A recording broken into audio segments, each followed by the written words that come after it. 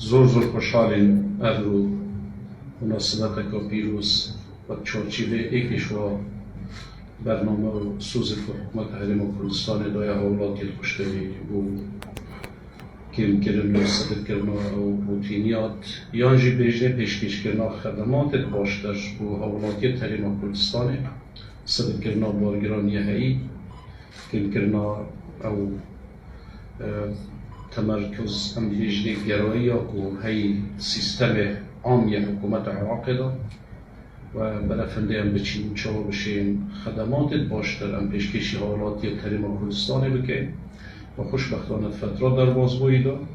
ام اتشای نکتنی خدمات پیوست سنتری و مرکز پارزگاه ها بگویزیم بلکه خریکین گلک شوار خدمات که پیشتر تنیل پایتخت هبون یا تنیل بیجن پایتخت هرمی هبون نکه تاطیه بگوهستن بو سنتریت قضاجی اوه کشوا خدمات تر باشه و پیشکشی خلق پارزگاه دو که آتیه کرن سپاس بو همیه و لاینا وزارت آداد شورا انجمن شورا و اف خدمت پیشکشی خلق پارزگاه دو که کری و فعلا همان بود چون جناب وزیری مهبو و گل جرا خلق ما انجام هنده کو پیوسته و رنگ بچی هنده گاواجی مازن نست شابه همه که بگیریده بر مانواوی و هاتون چوناوی دو سبب گل جرا وازن موافق کنیم امرو نسبت ما و خلق پارزگاه دو که و خلق دبر آبادینا اکش روژه ترانه خوشت میجوامده و از شب بیجمه اکش نخوشترین روژه میجوامده اوجی دسپیکا اپراسیونت انفالا انجی وکی واد بود خاتم الانفالا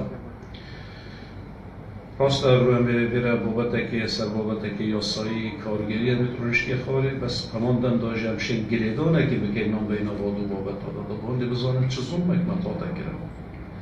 حوالاتی ما بچکترین ماف نبود روژه که ابرو داد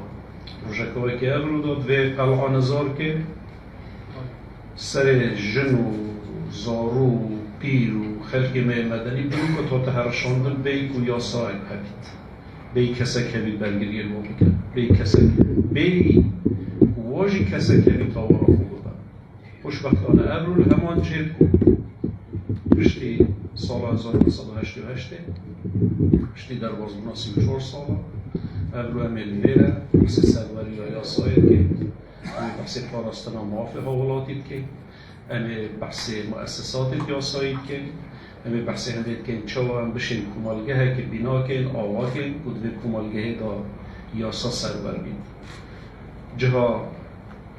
مؤسسه عسکری دیکتاتوری استبدادی یا کنرش جها که قانون دیدانه بید جها خلق مبصانهی بهیده کشتن جها آیله که 27 کس بچی که 40 روزی حتی پیرجن 8 سالی بگناه بهنا قتل عام کردن هر عمل بین راستای و التزام خو ملکتی خو پیگیری خو برانبر یاسای و مؤسسات یاسای رادگی پیرو کردن یاسای تایبش لای دستالات دارد حکومت حریم کردستان و هرم دستالات حتی گهی تفارتر ممثل بلندیه که گلک آمازنه نکتنید آست نافخویی دا بلکه سر آست دولیشی ایکی شوالو بطوره که همشین شمازی ببکن و پشت راز دن دلیل چاره سری همی کشت مجی تو منطقه نکتنید حریم کردستان و عراق دا بلکه همی روشالات آنها راست و قاردجی هبید که تنالند مثلا به عدالتیه و